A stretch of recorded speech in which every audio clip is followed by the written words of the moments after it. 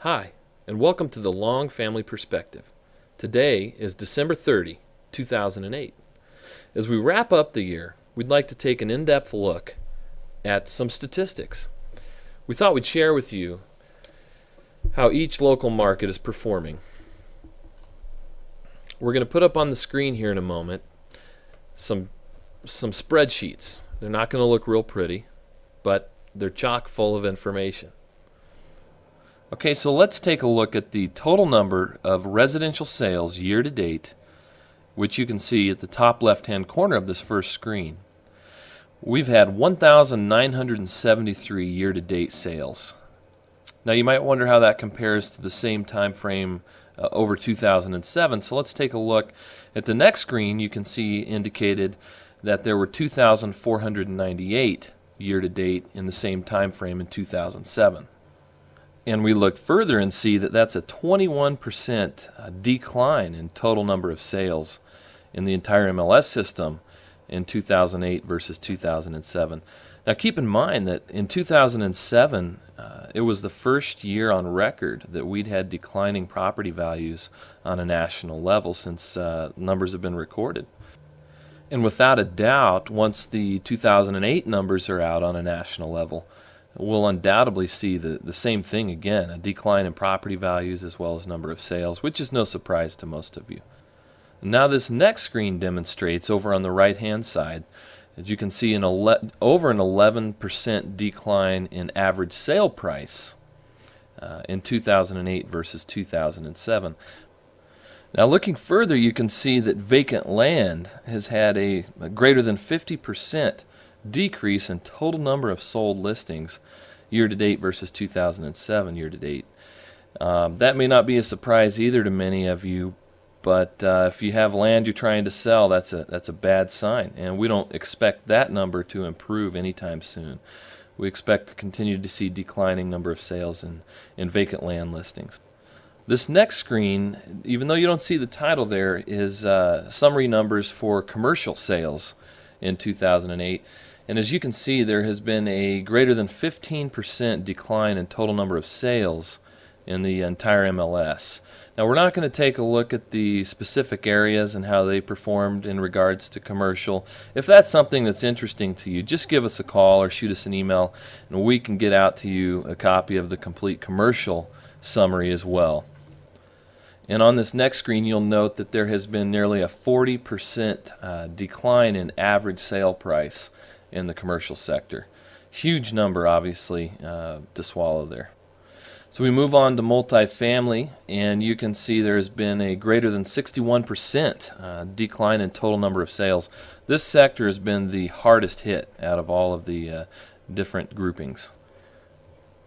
And looking further, you can see there's been a nearly 25% decline in average sale price in the multifamily sector. Now in marketing and selling property, our team relies heavily upon supply and demand. I'm sure that's not a big surprise to most of you, but we do it in maybe a bit of a unique way. We have what we call inventory charts, and we're going to make these available to our clients, friends, and business referral partners exclusively on our blog site, lftperspective.com. You can go there now and download the first available charts for December 2008. I'm sorry, actually I think it's November, summarized in December. Now this first inventory chart you're looking at is not the way we normally do it. This chart actually displays 3 years worth of active and sold properties, residential site-built homes only, in the entire Prescott Tri-City area. Now you can see, looking back to November of 2005, we had exactly 590 existing properties for sale. In the same month, there were 235 sales. Now that amounts to just over a 2-month supply of homes. But by June of 2006, we had already ballooned to over 2,000 existing listings on the market. Now by the end of 2006, the total number of active listings had trailed off to 1,955 homes. Now that's historically the behavior we'd expect to see. A ballooning inventory in the summer months and decreasing number of listings towards Christmas.